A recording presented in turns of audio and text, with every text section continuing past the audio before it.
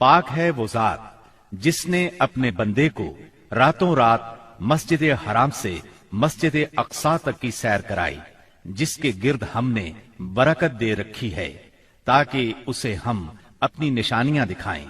بے شک وہ خوب سننے والا، خوب دیکھنے والا ہے۔ اس راہ سے مراد ہے راتوں رات نبی کریم صلی اللہ علیہ وسلم کا مکے سے بیت المقدس تشریف لے جانا، اور معراج سے مراد ہے عالم بالا میں تشریف لے جانا۔ یہ واقعہ جسم اور روح سمیت پیش آیا۔ واقعہ معراج کا خلاصہ یہ ہے کہ آپ اس شب عتین یا ہجر کعبہ میں آرام فرما رہے تھے۔ اس وقت آپ بیداری اور نیند کی ملی جلی حالت میں تھے۔ ایسے میں جبرائیل علیہ السلام تشریف لائے۔ انہوں نے آپ کے سینہ مبارک کو چاک کیا اور آب زمزم سے دھو کر ایمان اور حکمت سے بھر دیا۔ پھر آپ کے سامنے سواری کے لیے براق لایا گیا، جو گھوڑے سے قدرے چھوٹا سفید رنگ کا جانور تھا۔ اس کی تیز رفتاری کی وجہ سے اسے براق کا نام دیا گیا۔ اس کا قدم جہاں تک نظر جاتی تھی وہاں پڑتا تھا۔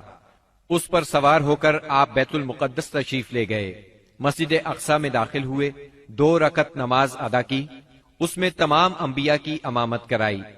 پھر جبرائیل علیہ السلام آپ کے پاس 2 برتن لائے، ایک میں شراب تھی، دوسرے میں دودھ۔ آپ نے دودھ پسند فرمایا۔ اس پر جبریل علیہ السلام نے کہا، آپ نے فطرت پائی، آپ کو ہدایت نصیب ہوئی اور آپ کی امت کو بھی۔ اگر آپ شراب کو پسند فرماتے تو آپ کی امت گمراہ ہو جاتی۔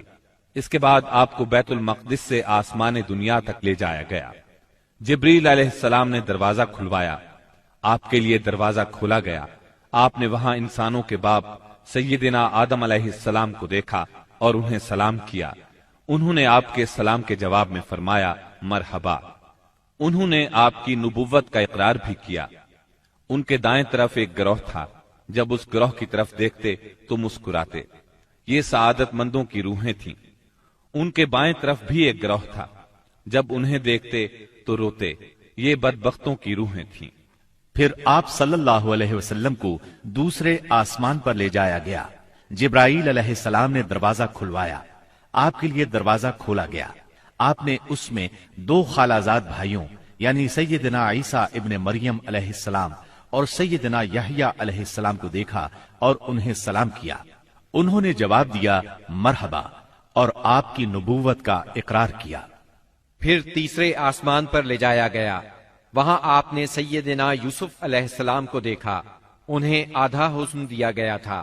آپ نے انہیں بھی سلام کیا۔ انہوں نے جواب میں کہا مرحبا۔ پھر آپ کی نبوت کا اقرار کیا۔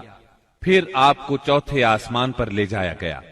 وہاں سیدنا ادریس علیہ السلام کو دیکھا اور آپ نے سلام کیا۔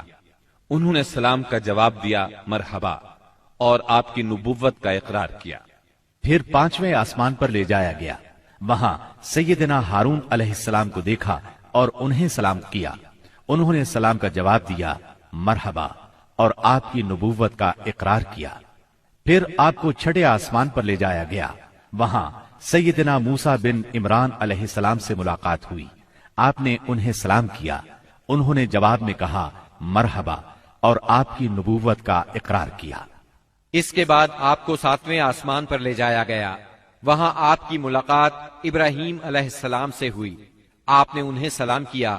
جواب میں انہوں نے کہا مرحبا اور آپ کی نبوت کا اقرار کیا۔ وہ اپنی پشت بیت معمور سے لگائے ہوئے تھے، جس میں روزانہ 70,000 فرشتے داخل ہوتے ہیں، اور وہاں ان کے پلٹنے کی باری نہیں آتی۔ پھر آپ کو سدرۃ المنتہا تک لے جایا گیا۔ اس کے پتے ہاتھی کے کان جیسے اور پھل بڑے کونڈوں یا ٹھیلوں جیسے تھے۔ پھر اس پر سونے کے پتنگے چھا گئے، اور اللہ کے حکم سے جو کچھ چھانا تھا چھا گیا۔ اس سے وہ سدرہ یعنی بیری کا درخت تبدیل ہو کر اتنا خوبصورت ہو گیا کہ اللہ کی کوئی مخلوق اس کا حسن بیان کرنے کی تاب نہیں رکھتی۔ پھر آپ کو جبار جل جلالہ کے حضور لے جایا گیا، اور آپ باری تعالیٰ کے اتنے قریب ہو گئے کہ 2 کمانوں کے برابر یا اس سے بھی کم فاصلہ رہ گیا۔ اس وقت اللہ نے آپ پر اور آپ کی امت پر دن رات میں 5 نمازیں فرض فرمائی۔ اس میں شک نہیں کہ نماز اعلان نبوت کے ساتھ ہی فرض ہو گئی تھی، मगर उस वक्त सिर्फ फज्र और असर की 2 नमाजें फर्ज हुई थीं। चुनाचे आप भी 2 नमाजें अदा फरमाते रहे और मुसलमान होने वालों को भी 2 नमाजों ही की तालीम देते रहे, यहां तक कि इस मौके पर 5 नमाजें फर्ज हुई। अकीदा तौहीद के बाद नमाज ही इस्लाम का वो पहला अजीम रुकन है जो मुसलमानों पर सबसे पहले फर्ज होता है और सबसे आखिर तक फर्ज रहता है। नमाज की फर्जियत सेहत और बीमारी, खुशी और गमी, सफर और हज्र और खौफ और खतर गरज किसी भी हालत में मुसलमान से साकित नहीं होती। मौसम, जगह की तब्दीली और कोई बीमारी ऐसी नहीं जिसमें मुसलमान को नमाज की मुआफी हो।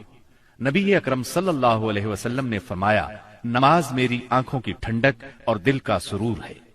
फिर इसी रात नबी सल्लल्लाहु अलैहि वसल्लम मक्का मुकर्रमा वापस तशरीफ ले आए। सुबह हुई और आपने अपनी कौम को इन बड़ी बड़ी निशानियों की खबर दी जो अल्लाह जल्ला शानुहु ने आपको दिखलाई थी। तो कौम के झुटलाने और तकालीफ पहुंचाने में और ज्यादा शिद्दत आ गई। किसी ने तालियां बजाकर आपका मजाक उड़ाया तो किसी ने हैरत और इनकार के अंदाज में अपने सर पर हाथ रख लिया। कुछ लोग अबू बकर सिद्दीक रजी अल्लाह अन्हु के पास गए और तंजिया अंदाज में बोले, कुछ सुना तुम्हारे दोस्त मोहम्मद क्या कह रहे हैं? सैयदना अबू बकर सिद्दीक रजी अल्लाह अन्हु ने पूछा, उन्होंने क्या कहा है? जवाब में उन्होंने वो सब कुछ दोहरा दिया जो आपने बयान फरमाया था। इस पर सैयदना सिद्दीक अकबर रजी अल्लाह अन्हु ने फरमाया, अगर ये बातें आपने फरमाई हैं तो बिल्कुल सच फरमाई हैं। लोगों ने कहा, गोया आप उनकी तस्दीक करते हैं। जवाब में सिद्दीक अकबर रजी अल्लाह अन्हु ने अजीब बात फरमाई। कहने लगे, मैं तो इससे भी दूर की बात पर आपकी तस्दीक करता हूं। आसमान से सुबह शाम जो खबरें आती हैं मैं उनमें भी आपको सच्चा जानता हूं। उनके इसी जवाब पर उनका लक़ब सिद्दीक मशहूर हुआ। उधर कुफ्फार ने आपका इम्तिहान लेने का प्रोग्राम बनाया। पूछा, आप बैतुल मक़दिस के बारे में तफसील से बताएं। आपने इससे कब्ल बैतुल मक़दिस कभी नहीं देखा था, न मेराज के वक्त आपने उसकी तफसील जहन में बिठाई थी, लेकिन अल्लाह ने आपके लिए उसको रोशन कर दिया और आप उसकी निशानियां बताते चले गए। आपने एक एक दरवाजे और एक एक जगह की तफसील बयान फरमा दी और वो आपकी कोई बात झुटला न सके, इसलिए कि उन्होंने तो बारहा बैतुल मक़दिस देखा था। वो सिर्फ इतना कह सके, जहां तक निशानियों का ताल्लुक है वो आपने दुरुस्त बताई है। फिर उन्होंने एक काफिले के बारे में सवाल किया। वो काफिला मुल्क शाम से मक्का मुअज़्ज़मा की तरफ आ रहा था। आपने उस काफिले के ऊंटों की तादाद, काफिले की दूसरी तफसील और मक्का पहुंचने का वक्त और जो ऊंट सबसे आगे आ रहा था उसकी मुकम्मल खबर उन्हें दे दी। फिर जो तफसील आपने काफिले की बयान फरमाई थी वो बिल्कुल उसी के मुताबिक मक्का मुअज़्ज़मा में दाखिल हुआ, लेकिन वो जालिम फिर भी आप पर ईमान न लाए, अपने कुफ्र ही पर डटे रहे।